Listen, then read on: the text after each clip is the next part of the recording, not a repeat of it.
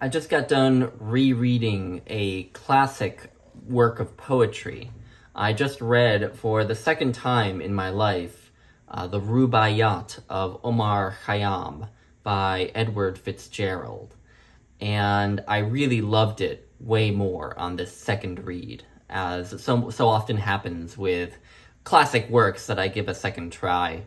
But to talk a little bit to start with about the Rubáiyát of Omar Khayyam, because I feel like this is one of those literary works that, based on the title, if you don't know very much about it, it may turn out to be a lot different from what you're quite expecting.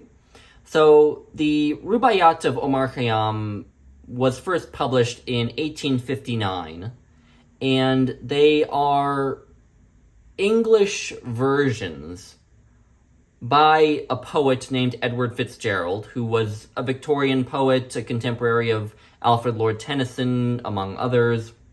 They are English versions of quatrains, so that's 4-line poems, by a Persian guy named Omar Khayyam. Omar Khayyam lived from 1048 to 1131 CE or AD. And he was more famous as an astronomer and mathematician, but he also became famous for writing these quatrains, these very short poems. And what's weird about Omar Khayyam is that he may not have written the poems that are attributed to him, because the first references to Omar Khayyam having written poems aren't until about 40 years after he died, in biographies by people who probably didn't know him. And my understanding is that there is no sort of authentic manuscript that we have that we know is in Omar Khayyam's hand. So Omar Khayyam may not have even written these poems, but there is this tradition that Omar Khayyam wrote these poems, and Edward Fitzgerald, again a Victorian poet, got his hands on a manuscript copy of the poems attributed to Omar Khayyam and created these English versions of them. And as Harold Bloom says in his great big book, The Best Poems of the English Language, in which is included the Rubáiyát of Omar Khayyam, he says that Omar Khayyam, in terms of his poetic output, was relatively minor in Persian literature. I mean, I think he's relatively well known, but he's not Rumi, he's not Hafez, he's not Ferdowsi, right? He's not one of these titans. He's a relatively minor poet in Persian literature. But the English versions of these quatrains that Edward Fitzgerald wrote, as Harold Bloom writes in his short introduction to them, in this book, he says, we remember Fitzgerald for only one work, but that remains the most popular poem in the English language, incessantly read by people who do not read poetry. And, you know, I agree with Harold Bloom in a sense there. I mean, I think he's saying that. If you were saying it out loud, he would be saying it with kind of a groan and a sigh, because, as he also says, these are a fusion of high art and popular art. These are poems that are extremely accessible, very easy to wrap your head around, and they're very short. They're all quatrains, right? They're all 4 lines. They rhyme. So each quatrain in the Rubáiyát of Omar Khayyam has a very specific rhyme scheme. The first, second, and fourth lines all rhyme with each other, and then the third line does not rhyme with any of the others. So if you were diagramming it out as people do in high school poetry classes, it would be A, B, A. Okay? And so that they're very accessible, very short, and so I think that they would be a great introduction to poetry for people who don't read very much poetry, who perhaps find poetry inscrutable, right? Find it a tough nut to crack, which Lord knows is a lot of people, with good reason. I think poetry is arguably the most dense literary art form out there, and it can be difficult for people to wrap their heads around. It can be a difficult sell for a lot of people. And the Rubáiyát of Omar Khayyam, I think, would be a good starting place for a lot of people. These poems, too, I want to say, in addition to being easy to read, accessible, being what most people think of when they think of poetry, you know, having rhyme and alliteration occasionally and so on and so forth, they also deal with some really, I think, deep philosophical themes, right? There's this push and pull in the Rubáiyát of Omar Khayyam between the desire to enjoy worldly desires and worldly fruits, but also knowing about the ever-presence of death and the transience of our existence. And also in these poems, I think, is a subtle critique of sort of religious dogma. Often ideas of religious dogma and the idea that we need to see to our souls and beware of the afterlife, often it seems to be kind of critiqued by these poems. So they deal with these heavy philosophical themes as well as being very accessible. And so I thought that the best way to drive the home for this for those watching is to just read a bunch of the quatrains. Now these quatrains, before I get to reading it, I should say the Rubáiyát of Omar Khayyam can be read as one long poem. And Harold Bloom, in his book, refers to it as one long poem. And definitely, there are points in the Rubáiyát where you get the sense that a handful of the quatrains sort of go in a sequence and deal with a similar idea. But I do think this is a work where you can just open to any page and read and get what's being said. You know, it's not a narrative, there's not a story, and there's not a really dense, like, thread of thought that you need to keep track of throughout the whole thing. So it's a work very much that can be kind of a coffee table sort of book, right? Where you leave it around and you just open it up at any point during the day when you have a spare moment, and you can read a quatrain, and you'll probably at least find it to be a lovely work of English poetry, but it may also make you think a little bit. And I also just want to give a shout out to this edition. This edition has really cool illustrations. So hopefully you can see that. Let me find a couple others that are notable. Let me see here. There's one. Okay, let me see if I can find one of my favorites. Oh, this one. This one's good. So anyway, that's the edition. I want to now turn to reading some of the quatrains, and I have quite a few written down to read, but I thought that the best place to start was at the beginning. So I will read the very first two quatrains of the Rubáiyát of Omar Khayyam. So here's number 1. Awake, for morning in the bowl of night has flung the stone that puts the stars to flight, and lo, the hunter of the east has caught the sultan's turret in a noose of light. So there's number 1. Here is number 2.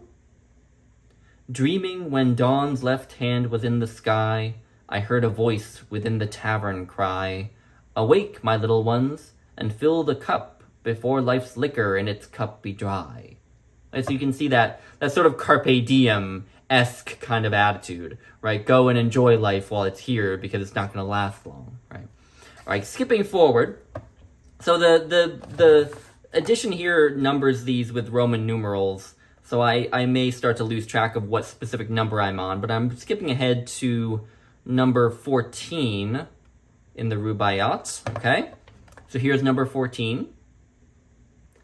The worldly hope men set their hearts upon turns ashes, or it prospers, and anon, like snow upon the desert's dusty face, letting a little hour or two, is gone. Right, so there you've got the futility of human endeavor, right? Again, that ever-present shadow that's over these. Okay, moving ahead to number 19. Number 19, here we are. Okay, this is number 19. And this delightful herb, whose tender green fledges the river's lip on which we lean, ah, lean upon it lightly, for who knows from what once lovely lip it springs unseen. So there's the presence of nature as well, and that does recur. The presence of nature and the beauty of nature is around, as well as enjoyment of love, or of eroticism, maybe more than love. So that's there, certainly. Okay, next one is number 22. So here is number 22. And we that now make merry in the room they left, and summer dresses in new bloom, ourselves must we beneath the couch of earth descend, ourselves to make a couch. For whom? So you've got these sort of paradoxical questions, these philosophical questions being asked throughout the poems as well. All right, so that's 22. Moving ahead just a little bit to 24. Here's 24. Alike for those who for today prepare, and those that after tomorrow stare, a muezzin from the tower of darkness cries, fools, your reward is neither here nor there. So again, that questioning of religion that I mentioned, that questioning of religion, right? Because he says your reward is neither here nor there, right? So it's neither here in the real world, but nor is it in the afterlife, in heaven, with God or something, right? So that's number 24. All right, skipping ahead to number 29. Number 29. All right, this is one of my favorites. Into this universe, and why not knowing, nor whence, like water willy-nilly flowing, and out of it, as wind along the waste, I know not whither, willy-nilly blowing. Yeah, I like that one a lot. All right, next one is 34. Number 34. Here is that one. Then to this earthen bowl did I adjourn my lip the secret well of life to learn. And lip to lip it murmured, while you live, drink, for once dead, you never shall return. So drink while you're alive, because you're going to die soon. So there's that. Okay, then the next one is 37. I'm doing a pretty good job of keeping track of the Roman numerals. Here's number 37. Ah, fill the cup. What boots it to repeat how time is slipping underneath our feet? Unborn tomorrow and dead yesterday. Why fret about them today, if today be sweet? And I feel like there's a bit of a pun there on feet, right? You can think of feet as being literal feet, but also as in like metric feet, as in how a poem scans in if you're writing in meter, right? You talk about the feet of a poem when you read it in meter. Okay. All right, the next one, all right, and now I'm going to lose track of the Roman numeral numbers here, but this one is XLI. And I think in this one, the humor that appears at a few points in these poems leaps out. So here's that one. For is and is not, though with rule and line, and up and down without, I could define. Yet in all I only cared to know, was never deep in anything but wine. So he's basically saying, I don't know anything about anything except drinking. That's what he's saying there. It seems to me, at least. All right, moving forward a little to XLV. Okay, XLV. But leave the wise to wrangle, and with me the quarrel of the universe let be, and in some corner of the hubbub couched, make game of that which makes as much of thee. So this is one of the most interesting, because I feel like it's saying that the universe kind of makes a joke of us. It kind of makes a joke of us by our own insignificance in it. That we're these specks of dust on this tiny little pebble that's flying at millions of miles an hour through the galaxy. It makes a joke of us by making us so insignificant. And so why shouldn't we, in turn, make a joke of it? So I think that's really interesting. And again, kind of that humorous side coming out. Okay, this next one, I'm going to totally lose track of the Roman numerals. This is XLVII. So I assume this is like 40H or something. But anyway, here that one is. And if the wine you drink, the lip you press, end in the nothing that all things end in, yes, then fancy while thou art but what thou shalt be, nothing. Thou shalt not be less. So that's really interesting. I'm going to try to get through these last two relatively fast. So this one is Li. So this is Li.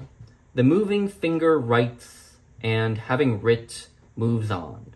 Nor all thy piety nor wit shall lure it back to cancel half a line, nor all thy tears wash out a word of it. And this one is really powerful. I find the image in this one really powerful too. You can see it's a woman leaning over a book that she's written in and looking very despondent. And so basically it's saying that you can't undo anything that you do, right? What's done cannot be undone, as it's famously said in Macbeth, by Lady Macbeth.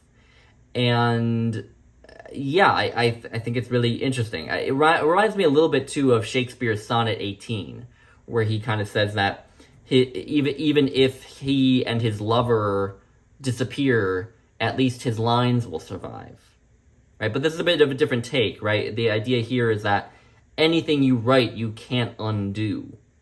So you better do it carefully, do it well. So there's that. And then the last one I want to read, this is LXXIII. For those of you who know Roman numerals, you can tell what that one is, but otherwise, what's important is that you hear the poem. This is near the end. This is one of the last of the poems, not the last one, but it's one of my favorites. So here's this one. Ah, love, could thou and I with fate conspire to grasp this sorry scheme of things entire, would not we shatter it to bits, and then remold it nearer the heart's desire? So I love that one, that idea that if we could see into the heart of everything, wouldn't we recreate it in our own image, in our own way, you know?